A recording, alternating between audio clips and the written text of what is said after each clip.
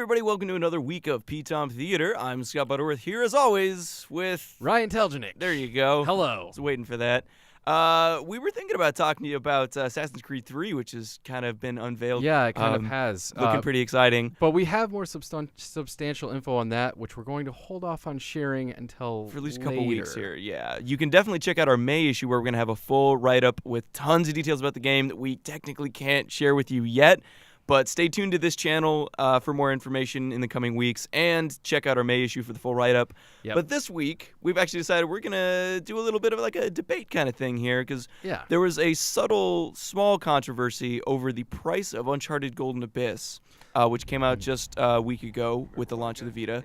It cost $49.99, right, $50 as opposed to $39.99, which was the average price of most new games. Right. Certain games cost a little bit less, but that was the only game that cost $50 as opposed to $40. $10 less than a full PS3 launch title. Yeah, so sort of the question is, handheld are we going to see more of this going forward, and was it fair of Sony to charge gamers more for this particular title than other titles, and why? Why was this one $10 more? It was $10 more because it's Uncharted, and they know that name's going to sell.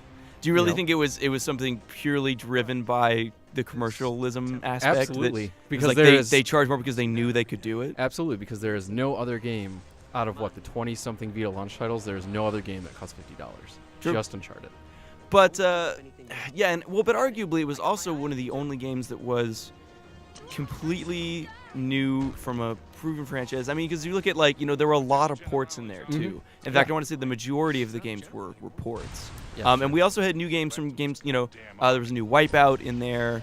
So it wasn't like Uncharted was the only brand new game, but it was one of the only PS3 franchise crossovers that delivered a new experience. So, I mean, I don't know that I'm defending it, but I do feel like it does kind of stand out from the pack in more ways than just its selling power. Sure. Well, and I wonder, too, what's going to happen when Resistance Burning Skies comes out? Are we going Is to that going to be $50 for that game, or possibly like an infamous game on the Vita in the future? Right, which would be awesome. Yeah, but yeah, it's a little unclear if this is going to become a pricing trend or if this is just something that happens just for the launch. Well, personally, I think it's kind of already...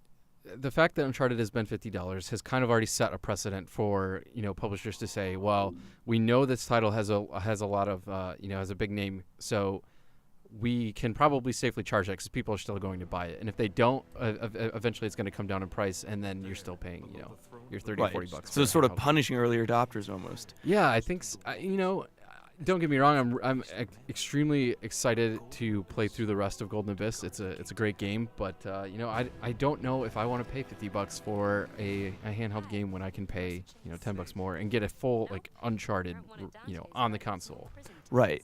But I guess, so sort of that brings up the question, is $50 too much for a game? I mean, because we're kind of focusing on the fact that it's $10 more than everything else, which is sort of, was never explained and is a little bit difficult to justify. But is $50 too much for a Vita game? Well, which is another question that I don't think necessarily has an easy answer. No. Because Vita games are almost on par with PS3 games at this point, and really you're just buying a different experience. I mean, just because it's portable doesn't mean that it's necessarily a lesser experience. Yeah, that's especially true. now that the Vita is as powerful or nearly as powerful and capable of producing the same sorts of experiences as the PS3. Yeah, and I guess my thought process, maybe I'm still stuck in when we're paying like $30 for a PSP game, where it's new to have to pay that much money for a handheld experience. Right. And so I don't know if it's just me not being able to get over that hump, or if it really is unfair. Yeah.